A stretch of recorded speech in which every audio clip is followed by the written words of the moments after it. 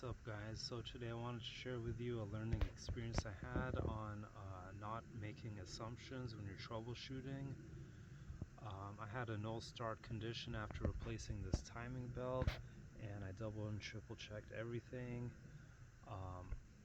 but I had this wire broken that I didn't get a chance to fix yet because I assumed it wasn't important, and it looked like it was going to the AC compressor, so that's what I thought it was for. But basically, long story short, I fixed the wire and it fired right up, so it looks like it's actually a crankshaft position sensor wire.